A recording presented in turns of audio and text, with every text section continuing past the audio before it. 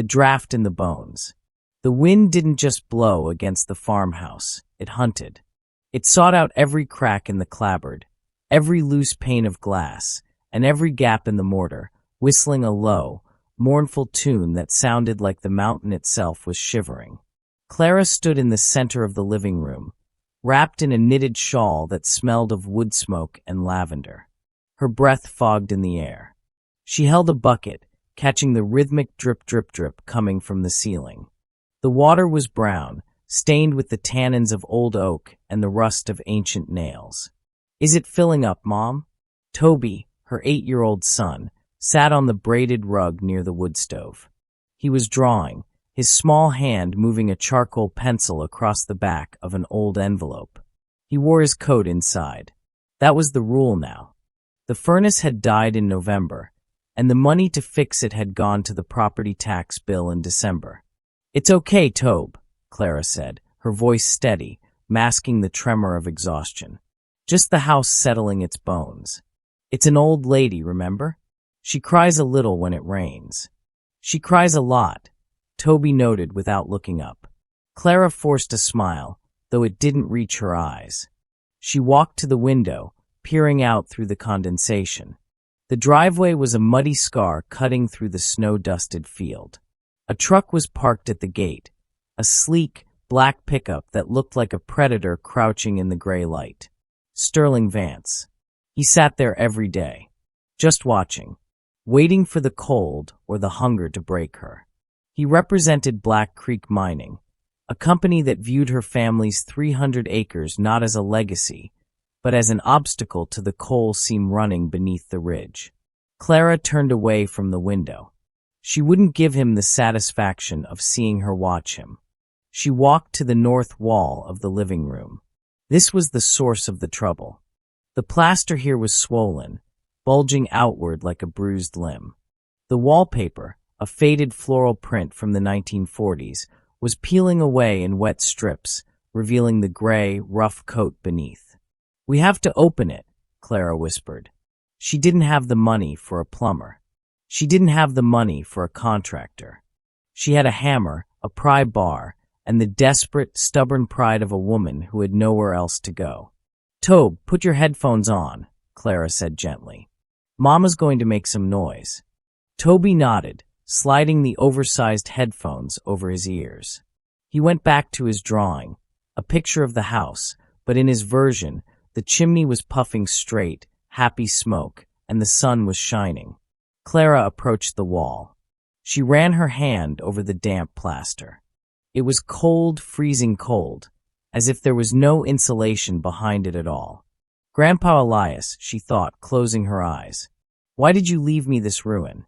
Elias Vance had been a legend in these hills. Not for his money, he died with pennies in a jar, but for his hands. He was a clockmaker, a tinkerer, a man who could make a music box sing with a gear the size of a grain of rice. But in his final years, he had gone silent, sealing off rooms, boarding up windows, muttering about protecting the time. Clara gripped the hammer. She swung. Crack. The sound was dull, wet. The plaster crumbled, falling in chunks of gray dust to the floor. She swung again. And again. The frustration of the last 2 years, the death of her husband, the loss of her savings, the relentless pressure from Vance, poured into her arm. She smashed the wall not just to find the leak, but to fight back against the decay that was trying to swallow them. A large section of lath and plaster fell away, exposing the studs. Clara stopped, breathing heavy, dust coating her eyelashes. She shone her flashlight into the cavity. She expected to see a burst iron pipe. She expected to see rot. Instead, she saw nothing. Or rather, she saw too much nothing. The studs were there, rough-hewn timber from the 1800s. But behind them, where the exterior sheathing should have been, there was darkness. A void. Clara frowned. She leaned closer, the flashlight beam cutting through the dust. The wall was hollow, deeply hollow. She knocked on the stud. It was solid. But the darkness went back, 2 feet, maybe 3. "That's impossible," she whispered. This is an exterior wall. She went to the window. She looked outside. The wall of the house was flat. But inside, false wall, she realized. Grandfather Elias had built a false partition, shortening the room by 4 feet. And in the darkness between the studs, she saw something glint. It wasn't water. It wasn't ice. It was metal. A dull, golden shine, curved and smooth, catching the beam of her light like a sleeping eye. Clara reached through the broken plaster. The air coming from the hole wasn't damp. It was dry. It smelled of ozone, cedar oil, and old paper. She touched the metal. It was cold, intricate. A gear.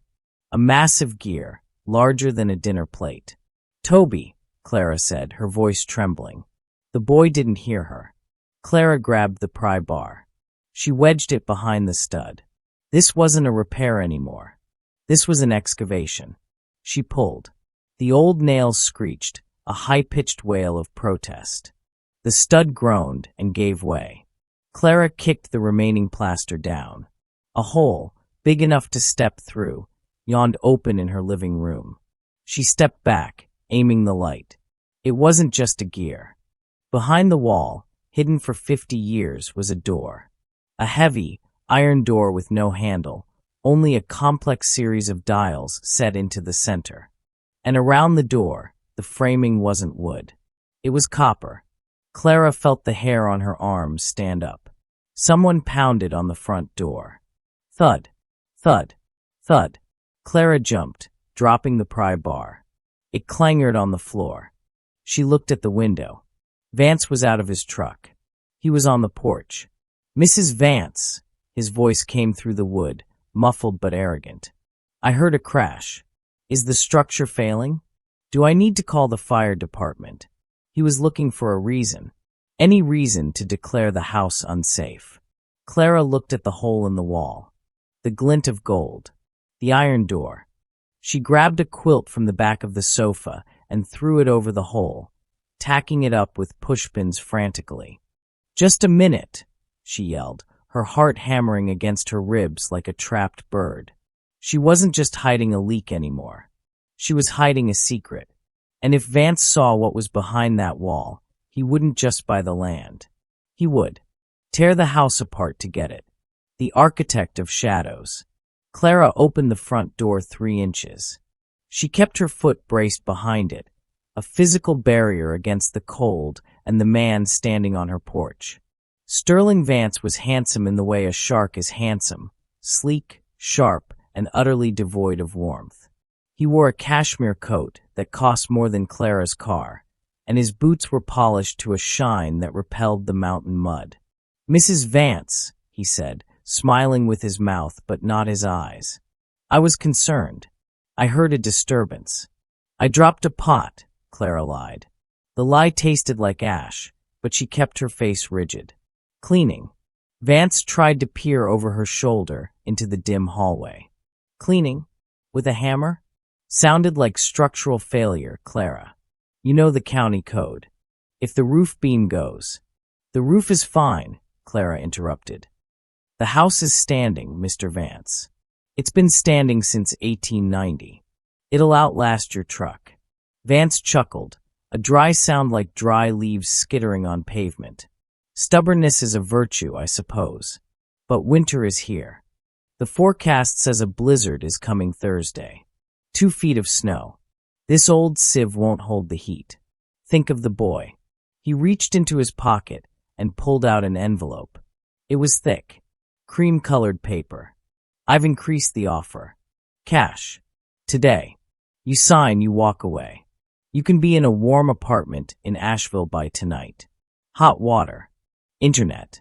No ghosts in the walls." Clara looked at the envelope. It was safety. It was surrender. "I'm not selling," she said. Vance's smile vanished. His face hardened, the mask slipping. "You don't own the mineral rights, Clara. We've checked the deeds. Your grandfather sold them off piecemeal in the 60s to cover his debts. We're going to mine this ridge whether you live here or not. I'm trying to save you from living on top of a blasting zone. If you owned the rights," Clara said softly, You wouldn't be standing on my porch offering me cash. You'd be drilling. It was a guess, a desperate gamble. But she saw a flicker in his eyes, a twitch of annoyance. You have until the storm hits, Vance said, his voice low. After that, I call the building inspector. If this house is condemned, you get nothing. Nothing. He turned and walked back to his truck. Clara slammed the door and threw the deadbolt. She leaned her forehead against the wood, shaking. He was bluffing. He had to be. But the threat was real. Mom, who was that? Toby was standing in the hallway, looking at the quilt nailed to the wall. Just the wind, baby, Clara said. She walked over to him and ruffled his hair. Go get your flashlight. The big one. Why? Because we're going exploring. They went back to the hole. Clara pulled the quilt down. With Toby's help, she pulled down the rest of the lath. The opening was now 4 feet wide. The iron door sat there, silent and imposing. It was framed by the copper sheathing she had seen earlier. But now, with more light, she saw the detail. The copper wasn't just plating. It was etched. Thousands of tiny lines, maps, star charts, and mathematical equations covered every inch of the metal frame. It's a puzzle, Toby whispered, tracing a line with his finger. Clara looked at the door itself. There was no keyhole. Just 3 dials, arranged in a triangle. Each dial had symbols instead of numbers. The top dial, the sun, the moon, a star. The left dial, a hammer, a quill, a compass. The right dial, a tree, a river, a mountain. Grandpa's lock, Clara whispered. She remembered Elias sitting in his chair by the fire, whittling. He used to tell her stories. The mountain keeps time, Clara. The river cuts the hour, the tree counts the year, the star guides the century. It was a riddle he used to say to put her to sleep. She reached out. Her hand trembled. The mountain keeps time, she whispered. She turned the right dial to the mountain. It clicked with a satisfying, oily precision. The river cuts the hour. She turned the dial to the river. Another click. The star guides the century. She turned the top dial to the star. Clunk. A heavy thud echoed from inside the wall. The iron door didn't swing open. It slid. It retracted into the wall with a hiss of pneumatics that shouldn't have been possible in a farmhouse built in the 19th century. Clara grabbed Toby's hand. They stepped through the studs. They weren't in a crawl space. They were in a room that defied the geometry of the house. It was long, narrow, and lined with velvet. But it was what stood in the center that stole the breath from Clara's lungs. It was a machine. But calling it a machine felt like an insult. It was a sculpture of time. It occupied the entire center of the hidden room. A massive, complex structure of brass gears, silver orbs, and glass lenses. It looked like a planetary model, an orrery, but far more complex. Gears the size of wagon wheels interlocked with cogs the size of coins. Arms of polished mahogany held spheres of lapis lazuli, quartz, and gold. And it was moving. Slowly. Imperceptibly. But moving. A faint tick, tick, tick, echoed in the silence. It had been running, alone in the dark, for 50 years. Mom, Toby breathed, his eyes wide, reflecting the gold of the machine. It's a galaxy. Clara walked around it. The craftsmanship was exquisite. This wasn't just a hobbyist's project. This was a masterwork, a celestial engine. And on a pedestal near the front of the machine, there was a brass plaque. Elias Vance, 1968. The surveyor's chronometer. Clara touched the cold metal. He didn't just fix clocks, Toby. He built this. But why? Why hide it? She looked closer at the center of the machine. There was a glass sphere in the middle, representing the earth. But it wasn't a globe of the world. It was a globe of this valley. The topography was perfect. The ridges, the creeks, the hollows. And sticking out of the black creek ridge on the model was a small silver lever. Don't touch it, Clara warned, but she was drawn to it. The machine wasn't just a clock. It was a map. and tucked beneath the brass base of the model, wedged into a specialized compartment, was a thick, leather-bound book. A ledger. Clara pulled it out. The leather was cracked dry. She opened it. The first page wasn't a diagram. It was a deed. Land patent, 1888.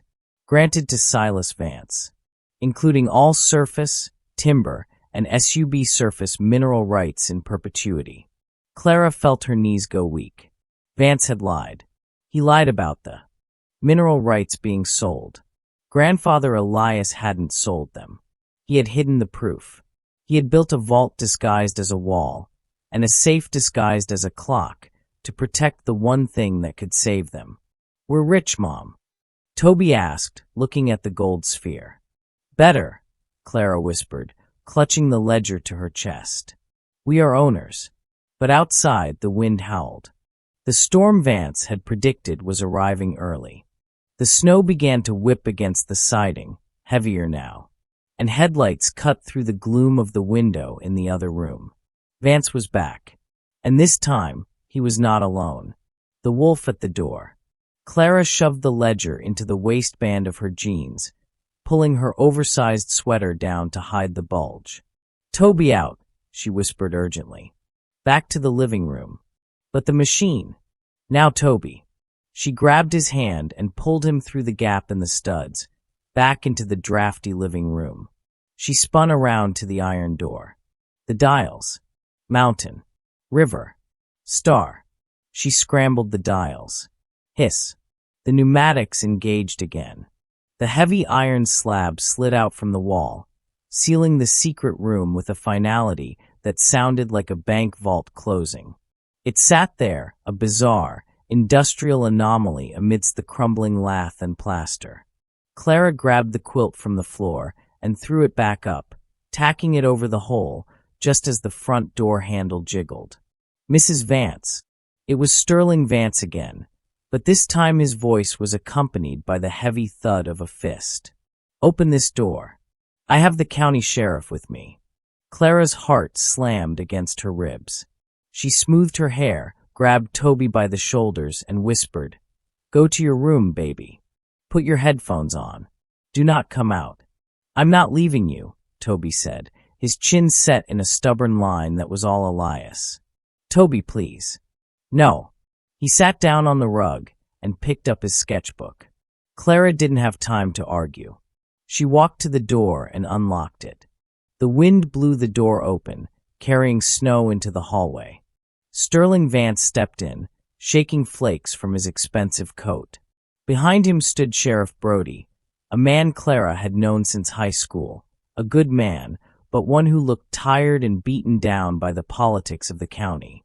"Sheriff," Clara said, nodding to him, ignoring Vance. "Evening, Clara," Brody said, removing his hat. He looked uncomfortable.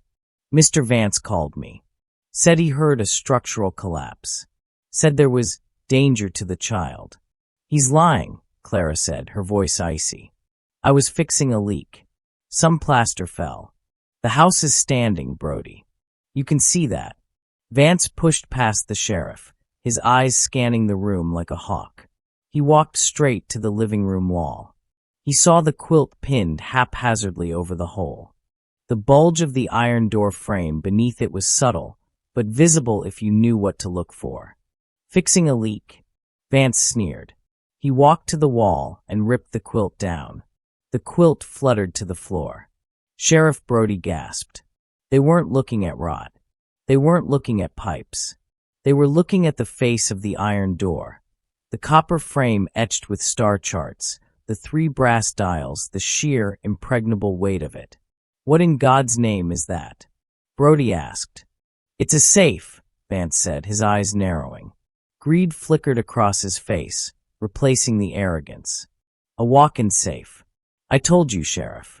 This place is a maze of unpermitted construction. It's a hazard." Vance turned to Clara. "What's inside, Clara? Hoarded cash? Stolen copper? Or maybe just more of old Elias's junk?" "It's none of your business," Clara said, stepping between him and the wall. "This is my house. That is a private safe. You have no warrant to open it. I don't need a warrant to condemn a property that threatens public safety, Vance countered. He looked at the sheriff. Look at the load-bearing studs, Brody. He cut through them to install this monstrosity. The roof could come down any second with this snow load. He was making it up, but it sounded plausible enough to a tired sheriff in a blizzard. Clara, Brody said gently, if the structural integrity is compromised. It's not, Clara insisted. My grandfather was an engineer. He reinforced it. Prove it, Vance challenged. Open it. Let us see the framing. No. Vance laughed. He walked to the door, inspecting the dials. Mountain River Star, he muttered, reading the symbols. Cute. Probably rusted shut. He reached into his coat pocket and pulled out a heavy flashlight. He turned to the sheriff. I'm exercising the emergency clause of the mining contract's safety addendum. We have a right to inspect adjacent structures for collapse risk. You don't have a mining contract for this land, Clara said, her hand drifting to her waist where the ledger sat hidden. Not yet, Vance said. But I own the land on 3 sides. If your house falls, it blocks my access road. That makes it my business. He turned back to the iron door. He grabbed the pry bar Clara had dropped earlier. Mr. Vance, hold on now, Brody warned. I'm just checking the stability, Sheriff, Vance said. He jammed the pry bar into the seam of the iron door and the copper frame. He leaned his weight into it. Clang. The bar vibrated, stinging his hands. The door didn't budge a millimeter. It was built like a bank vault. It's stuck, Vance grunted. Or locked. Outside, the wind howled, rattling the window panes. The lights in the farmhouse flickered, once, twice, and then died. Darkness swallowed the room, save for the beams of their flashlights. Power's out, Brody sighed. Great. It doesn't matter, Vance said, his voice taking on a manic edge in the dark. We're not leaving until I see what's behind this wall. Clara, give me the combination. Go to hell, Clara said. Vance swung the beam of his light onto her face. You're hiding something. You're broke, starving, freezing, but you won't sell. Why? What is in there? He stepped closer. Is it the mineral surveys? Did the old man keep the original surveys? Clara stiffened. He guessed it. He knew Elias had hidden something. I'm not telling you anything, Clara said. Get out of my house. Sheriff, Vance barked. She's obstructing a safety inspection. Detain her. Brody hesitated. Vance, the lights are out. The roads are getting bad. We should come back tomorrow. No, Vance screamed, losing his composure. We do this now. This storm is the perfect cover. If the roof accidentally collapses during the inspection, well, tragedy strikes, doesn't it? The threat hung in the freezing air. He wasn't just trying to inspect the house. He was threatening to destroy it, tonight, while they were trapped inside. Clara realized then that the storm wasn't her enemy. It was her cage, and she was locked inside with a wolf. The clockwork revelation. The temperature in the room was dropping fast. With the furnace dead and the wind battering the house, the farmhouse was becoming an icebox. Vance was sweating despite the cold. He attacked the wall again, not the door this time, but the lath and plaster around it. He swung the pry bar violently, smashing the wooden studs. Crack. Smash. Stop it, Toby yelled, jumping up from the rug. You're hurting the house. Sit down, kid. Vance yelled back, ripping a chunk of drywall loose. Sheriff, Clara pleaded. Stop him. He's destroying my home. Brody stepped forward, putting a hand on Vance's shoulder. Sterling, that's enough. You're going too far. Vance spun around, shoving the sheriff back. I'm saving this county millions in lost revenue, Brody. Get out of my way. He turned back to the wall. He had cleared enough space to see the side of the iron vault. He realized the door was just the face of a steel box inserted into the room. It is a room, Vance panted. It is a whole damn room hidden in here. He found a seam in the copper plating. He wedged the crowbar in. Do not, Clara shouted. It's pressurized. She remembered the hiss when the door opened, the delicate gears inside. If he breached the seal violently, the change in pressure or the debris could jam the chronometer. It could destroy the machine. Vance didn't listen. He heaved. Pop. A copper panel bent back. Vance shone his light into the gap. He froze. The beam of his light caught the gold, the brass, the silver orbs moving in their silent, eternal dance. What? Vance whispered. He ripped more of the wall away, frantic now. He exposed the side of the celestial chronometer. It is a toy, Vance muttered, confused. A giant toy. He shoved his arm through the hole, reaching for the mechanism. No, Clara lunged. She didn't think. She grabbed Vance's arm, trying to pull him back. Vance spun, backhanding her. It wasn't a hard hit, but it knocked her off balance. She fell onto the braided rug. The ledger slipped from her sweater. It hit the floor with a heavy thud, sliding across the wood until it stopped at the sheriff's feet. The room went silent. Vance looked at the book. He recognized the binding. Old. Official. Well, Vance said, a slow smile spreading across his face. What have we here? He lunged for the book. Brody, grab it. Clara screamed. Read the first page. Sheriff Brody was faster than he looked. He snatched the book up just as Vance's hand closed on empty air. Give it to me, Sheriff, Vance snarled. That is stolen company property. Elias Vance stole those surveys from the archive. It is my grandfather's ledger, Clara panted, standing up. Open it, Brody. Read the deed. Brody opened the book. He shone his flashlight on the yellowed parchment. Land patent. 1888, Brody read slowly. Silas Vance, including all surface, timber, and subsurface mineral rights in perpetuity. Brody looked up, his eyes wide. It's the original patent, Sterling. It's got the federal seal. Vance's face went pale, then red. It is a forgery. It is obsolete. It is the law, Clara said, stepping forward, wiping a trickle of blood from her lip. Grandpa Elias didn't sell the rights. He hid the proof because he knew men like you would burn it. That ledger proves I own the coal. I own the gas. I own every rock under this ridge. Vance stared at her. The calculation in his eyes shifted. He wasn't looking at a poor widow anymore. He was looking at a woman who held a document worth $50 million. Give me the book, Brody, Vance said, his voice low, trembling with a dangerous intensity. No one has to know. We burn it. I cut you in. 10%. That's $5 million, Brody. Think about your pension. Brody looked at the book. He looked at Vance. Then he looked at Toby, who was shivering by the stove, clutching his sketchbook. $5 million, Vance whispered. Just drop it in the stove, Sheriff. Blame the fire. The house is condemned anyway. The wind howled outside, shaking the walls. The cold was biting now, deadly. Brody closed the book. He sighed. You know, Sterling, Brody said calmly. My pension is crap. That's true. Vance smiled. But, Brody continued, buttoning the ledger inside his own jacket. My grandfather knew Elias Vance. He said Elias was the only honest man on this mountain. Brody put his hand on his gun. Not drawing it, just resting it. I think I shall hold on to this for safekeeping. As evidence. Vance's face contorted. You idiot. You sentimental fool. He raised the crowbar again. He wasn't looking at the wall this time. He was looking at the sheriff. I'm not leaving here empty-handed, Vance hissed. He swung.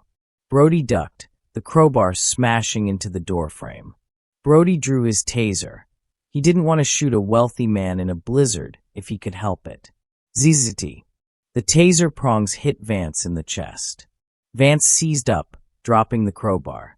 He collapsed onto the floor, twitching, his expensive coat gathering dust.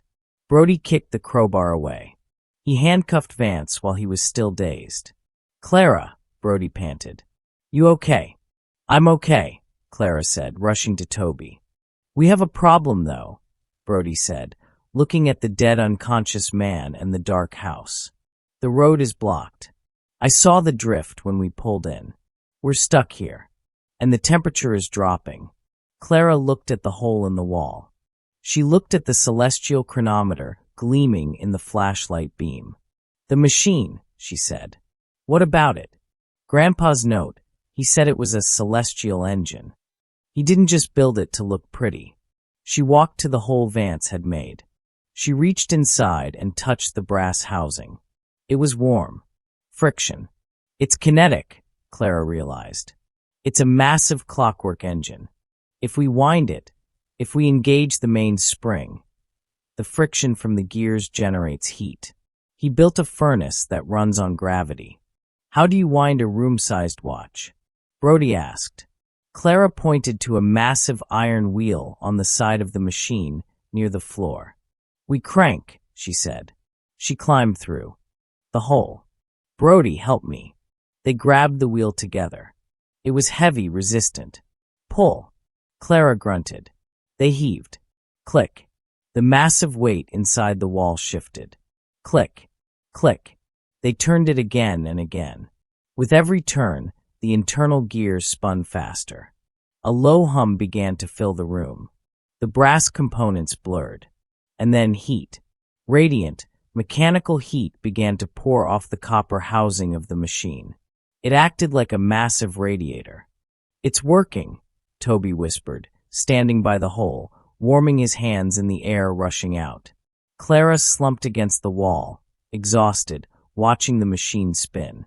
It wasn't just counting time. It was keeping them alive. The night of gears. The farmhouse, usually a sieve for the cold, had transformed. It wasn't just warm, it was alive. The celestial chronometer hummed with a deep, resonant vibration that traveled through the floorboards and into the soles of their feet. It was a sound like a massive cat purring, steady, rhythmic, and strangely comforting. The heat radiating from the copper housing wasn't the dry, choking heat of a forced air furnace. It was radiant, heavy warmth, smelling of heated brass and oil. Sheriff Brody sat in the armchair near the hole in the wall, his gun belt loosened, keeping a watchful eye on Sterling Vance. Vance was handcuffed to the heavy cast-iron leg of the wood stove, which was cold, now that the machine was doing the work. He slumped on the floor, his expensive coat dusty, his eyes staring blankly at the spinning gears inside the wall. "You realize," Vance muttered, his voice hoarse, "that thing is probably radioactive. Or a bomb. You're cooking us." "It's clockwork, Sterling," Brody said, leaning back. "It's just physics. Friction." Elias was a genius. Clara sat on the floor with Toby, wrapped in the quilt. They were watching the machine. With the house lights dead, the only illumination came from the sheriff's flashlight, which he had propped up to shine into the mechanism. The light caught the spinning silver orbs and the rotating brass rings, casting wild, dancing shadows against the peeling wallpaper. It looked like the universe was spinning inside their living room. "Mom," Toby whispered, tracing the shadows on the floor. "It's telling a story." Clara looked closer. The machine wasn't just generating heat. As the gears turned, the intricate etchings on the copper frame moved into alignment. "It's a calendar," Clara realized. She stood up and walked to the edge of the hole. The heat washed over her face. She looked at the central dial, the one with the earth and the valley. A small brass pointer was moving along a track labeled with dates. It was currently pointing to November 14th. Today. And below the date, a series of smaller dials were shifting. They showed the phase of the moon, waning gibbous, the position of the constellations, Orion rising, and most incredibly, the barometric pressure. "He built a weather station," Clara whispered. "A mechanical computer." She remembered something else Elias had told her. "The machine doesn't just mark time, Clara. It marks what matters." She looked at the base of the machine, where the ledger had been hidden. There was another small latch there, barely visible. Clara reached through the studs. "Don't touch it," Vance sneered from the floor. "You'll lose a finger." Clara ignored him. She pressed the latch. A small drawer popped open with a smooth click. Inside wasn't gold or diamonds. It was a velvet pouch. Clara pulled it out. She brought it back to the rug and opened it. Inside was a pocket watch, but not an ordinary one. It was made of clear sapphire glass, allowing you to see every gear inside. And engraved on the back was a message. To Clara, for when the time is right. She clicked the top button. The watch didn't tick. It played a melody. A tiny, tinny, perfect rendition of Wildwood Flower, the song her mother used to hum. Tears pricked Clara's eyes. He hadn't just left her a fortune in minerals. He hadn't just left her a machine to keep her warm. He had left her this, a reminder that he loved her, even when he was sealing himself away behind walls of plaster. "He knew," Clara said, clutching the watch. "He knew I'd be the one to find it." "He knew you were stubborn," Brody chuckled softly. "Just like him." Vance scoffed. "Sentimentality doesn't pay the bills, Clara. You have the mineral rights, fine. But you're still broke. You can't eat a pocket watch. And you can't pay taxes with a giant clock that ruins your living room." Clara looked at Vance.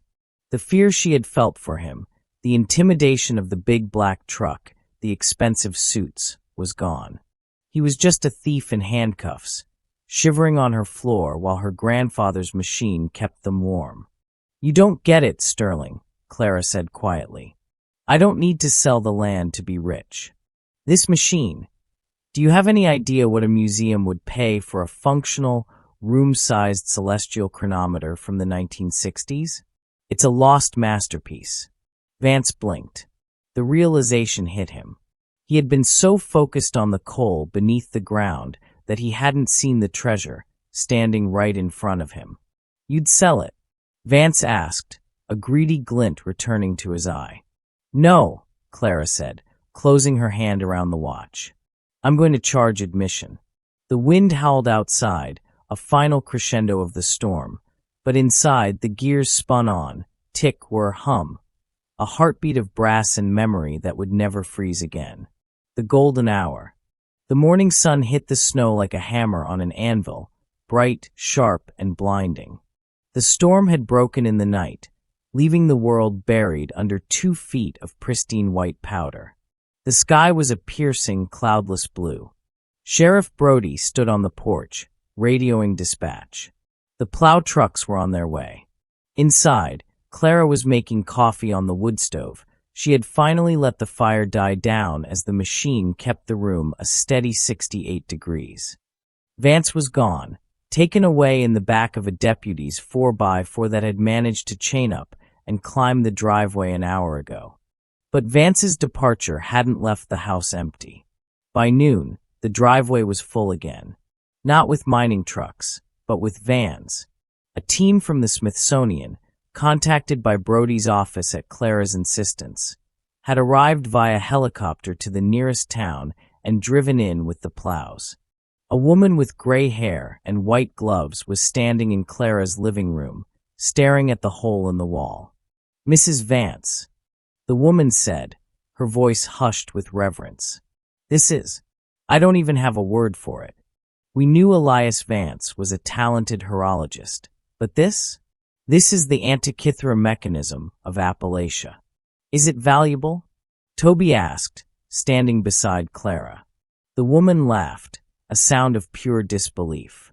"Valuable? Young man, there are clocks in Switzerland worth $10 million that don't have half the complexity of this engine. This is priceless. It's a national treasure." She turned to Clara. "The Institute would be honored to acquire it. We could disassemble it, transport it to D.C., and set it up in the Hall of Innovation. The payment would be substantial. Enough to secure your family for generations." Clara looked at the machine. She watched the silver orb spinning. She felt the warmth radiating from it. She thought about the empty spot in the wall if they took it away. It would just be a hole again. A drafty, cold hole. No, Clara said. The historian blinked. I beg your pardon? I said no, Clara smiled. It's not for sale. It's built into the framing. It's holding up the roof. If you take it, the house falls down. But the money. I have the mineral rights, Clara said, patting the pocket where the ledger sat. I can lease the mining rights on my terms now. Sustainable mining. No strip mining. I'll have enough money. She walked over to the machine and placed her hand on the copper frame. This stays here. This is the heart of the house. 6 months later. The snow was gone, replaced by the lush, riotous green of an Appalachian spring. The mud in the driveway had dried into hard-packed earth. The farmhouse didn't look like a ruin anymore.